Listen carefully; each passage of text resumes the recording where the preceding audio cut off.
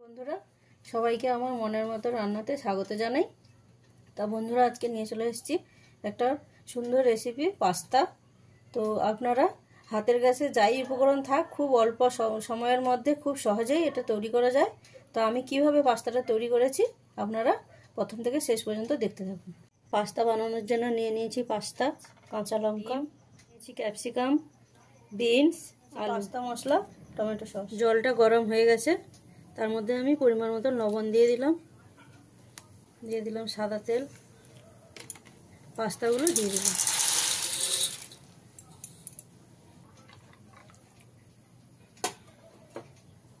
ঢাকা দিয়ে দিলাম সেদ্ধ হওয়ার জন্য। বন্ধুরা মাঝে মাঝে ঢাকা খুলে দেখে নিতে হবে সেদ্ধ হয়ে গেছে কিনা। পাস্তাটা সেদ্ধ হয়ে গেছে, এবারে জল থেকে তুলে নিতে হবে। এইভাবে পুরো পাস্তাটাকে আমি জল থেকে তুলে নিই। কড়াইতে দিয়ে দিলাম সাদা তেল, পেঁয়াজ দিয়ে দিলাম, কাঁচা লঙ্কা দিয়ে অল্প একটু ভেজে নেব। এইভাবে আমি পেঁয়াজ লঙ্কাটাকে হালকা করে ভেজে নিয়েছি, তুলে নেব। এবারে ডিমটা ভেজে নেব, তার জন্য দিয়ে দিলাম কড়াইতে সাদা তেল,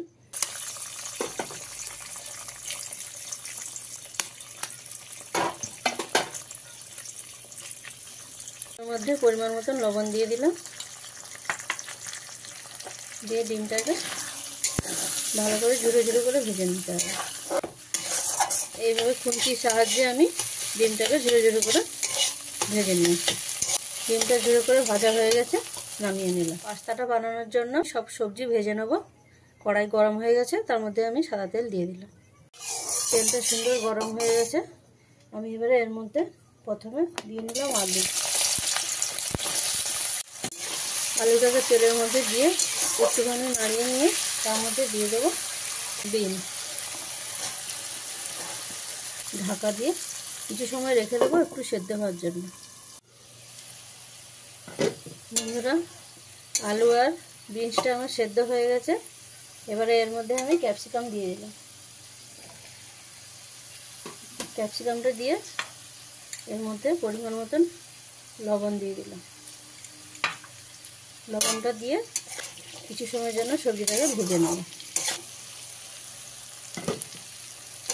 বন্ধুরা এইভাবে আমি সবজিগুলোকে ভেজে নিয়েছি সুন্দর করে। আর আপনারা এরকম ঢাকা দিয়ে সবজিটাকে ভেজে নেবেন, তাহলে সবজিটা খুব সুন্দর সেদ্ধ হয়ে যাবে তাড়াতাড়ি এবং ভাজাও হয়ে যাবে। এবার ভাজা হয়ে গেছে, আমি এবারে নামিয়ে নিলাম। এবারে পাস্তাটাকে আমি তেলের মধ্যে ভেজে নেব।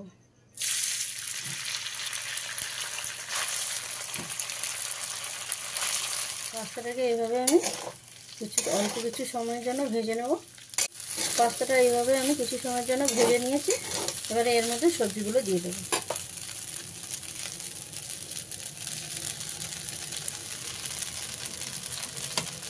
সবজিগুলো দিয়ে আরেকটু অল্প সময়ের জন্য ভেজে নেব।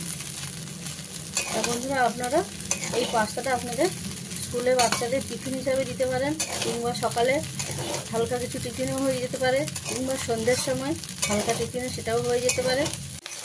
এইভাবে পাস্তাটাকে আমি সুন্দরভাবে ভেজে নিয়েছি, সমস্ত সবজিগুলো পাস্তার সঙ্গে ভালোভাবে মিশে গেছে। এবার নামানোর আগে আমি পাস্তা মশলা ছড়িয়ে দিয়ে নামিয়ে দেবো। মশলাটা দিয়ে মিশিয়ে নেব।